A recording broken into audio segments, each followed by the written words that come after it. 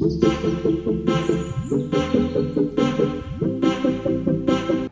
everyone, welcome back to IFRS IS. We'll be continuing our journey today into the world of derivatives. In the first part of this series, we looked at understanding financial instruments. In the second part, we looked at how to classify and measure those financial instruments. And in this part, we'll be looking at accounting mismatch.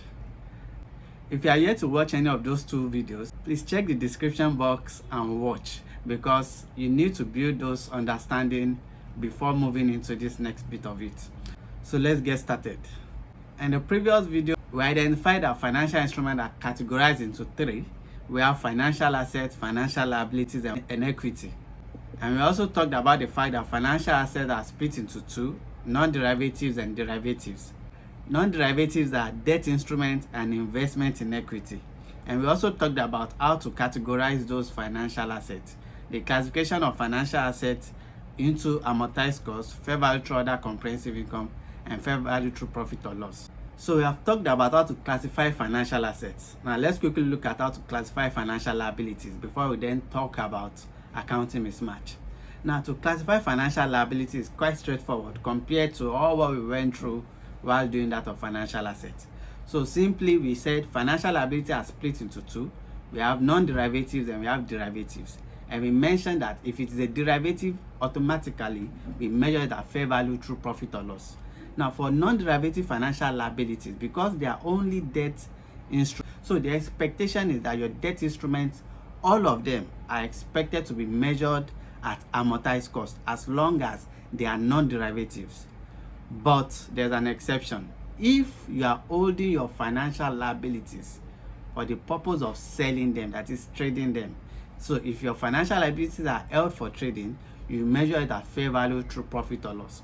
So this is quite straightforward compared to how we went through in classifying financial assets. Now here's the catch. For accounting mismatch, the issue behind accounting mismatch is that after we have considered all the steps that we take in classifying financial assets, and I've also considered the steps to take in classifying financial liabilities.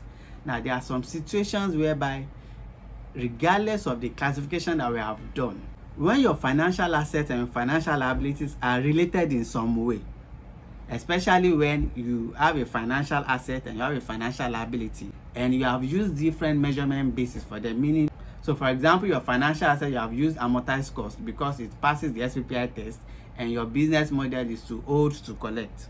And you also have a financial liability that is related to that financial asset, but because it is held for trading, you are carrying it at fair value through profit or loss.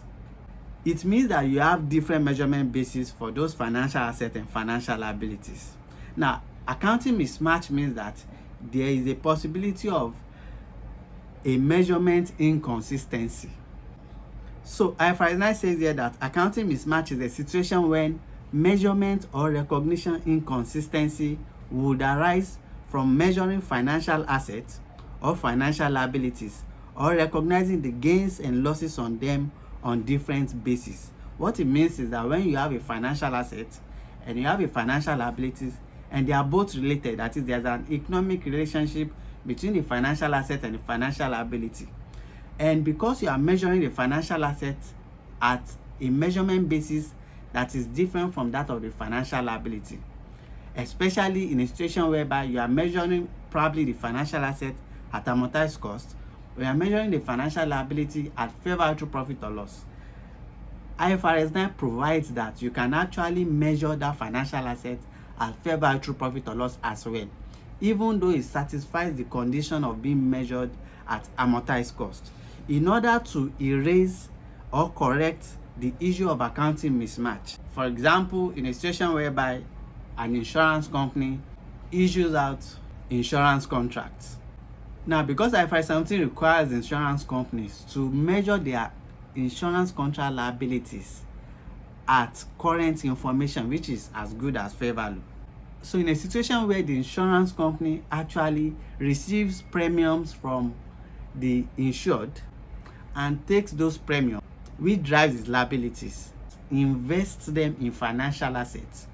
Now, because the investment in financial assets is driven by the relationship with the insurance contract liabilities. And since the insurance contract liabilities are actually being measured at fair value through profit or loss, which is the same as the fact that the insurance contract liabilities incorporate current information in arriving at the insurance contract liabilities that is being presented in the books of the insurance company. So where the insurance company actually makes investments with those premiums and invests in financial assets, but those investments are measured at amortized cost. Because the insurance contract liabilities are already at fair value through profit or loss, in quote, the insurance company has the liberty or the option to measure the investment in financial assets at fair value through profit or loss in order to match the inconsistency that arises with the contract liabilities and the financial assets. The fact that the insurance contract liabilities is measured at a basis that is different from that of the financial asset.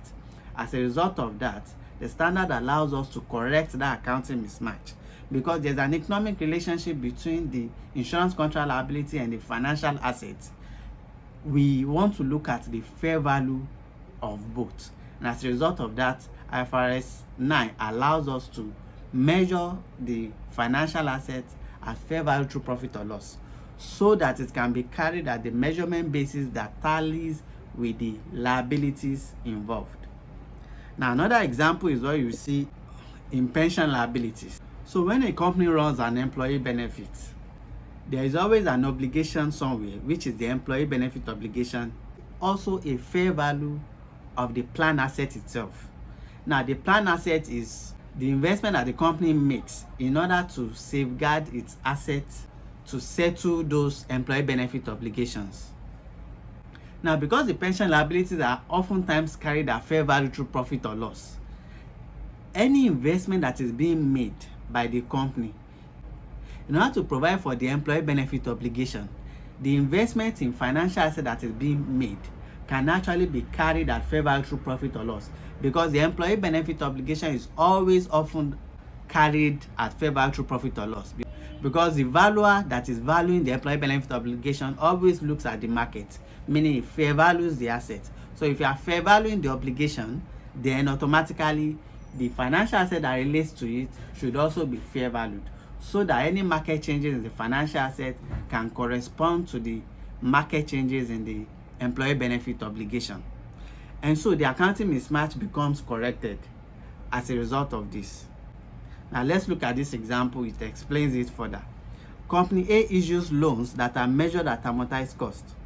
The company uses the funds to invest in financial assets that are held for the purpose of making short-term gains by frequently buying and selling them. Cash flows from these investments are used to pay back the loans issued. The company has assessed the financial assets as held for trading, and as such measures them as fair value through profit or loss. The fair value changes on the investments, that is financial assets, do not agree with the profit or loss impact of the loans, that is financial liabilities. What measurement option is available to company A to correct the accounting mismatch? Now, like we said earlier, the situation whereby the financial asset is being measured at a measurement basis that is different from the financial liability. And because there's an economic relationship between the two, what we do is we align them both. So where there is an amortized cost, we change it to fair value through profit or loss, because the other instrument has been measured at fair value through profit or loss. Now, so in this case, because the company currently measures the financial asset at fair value through profit or loss, and even though the financial liability, that is the loans, are measured at amortized cost, the company has an option, an irrevocable option, to measure the loans at fair value through profit or loss. Now, what it means is that as soon as you decide at initial recognition that you are measuring it at fair value through profit or loss, you cannot change that decision. So what measurement option is available? Company A can measure both the investment and the loans at fair value through profit or loss. You will see that this negates the fact that even though it satisfies the SPPI test, and even though it is assessed to be measured at amortized cost or OCI, you have the option to measure it at fair value through profit or loss if there's an accounting mismatch that needs to be corrected. Now, another issue that comes to play when we deal with financial liabilities is own credit risk. Now, own credit risk is very funny because it means that when you are fair valuing your financial liability, you are saying that because there's a possibility that I may be unable to pay this financial liability, let me incorporate that risk that I won't be able to pay in the value of my financial liability. What it means is that if you have to pay $1,000, you are saying that there's a possibility that you can only pay $900, meaning that difference of $100 is more like a gain to you, because by the time you fair value your financial liability, you'll be fair valuing it at $900. Now, IFRS 9 frowns at this, and as a result of that, IFRS 9 says that even when you have done that computation and you have a fair value changes that is driven by own credit risk, that own credit risk should not be taken to your profit or loss. Rather, you should take it to your other comprehensive income, except if there's an accounting mismatch. That is, there's a financial asset somewhere that has an economic relationship with your financial liability, and as a result of that, you are measuring that financial asset at fair value through profit or loss. You can as well measure your financial liability at fair value through profit or loss and take the whole fair value changes to profit or loss. But without that, your own credit risk must always go to your other comprehensive income. So let's look at this example. It says here that company A issued a loan of $10,000 and measures it at fair value through profit or loss.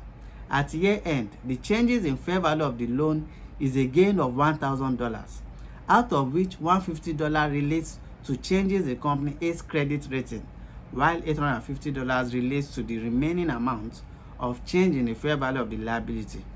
How should this change in fair value be accounted for? And so there's a fair value change of $1,000. $150 relates to the credit rating. Now, because we have established that own credit risk, fair value change that arises as a result of own credit risk are always taken through other comprehensive income, while the rest will go through profit or loss. And as a result of that, by the time we account for this, we will be reducing our financial liability by that fair value change of 1,000, but only 850 will go to our profit or loss. The one that has to do with own credit risk will go to our other comprehensive income, and it will never be recycled. That is, as at the time when you realize or you eventually pay off your financial liability, you do not take that 150 back to your profit or loss. It will always be taken to your reserves or your retained earnings. So can you solve this? Which two combination of the above determines accounting mismatch of financial assets and financial liabilities? If you have enjoyed this, please give a like, comment, and I'll be back for more.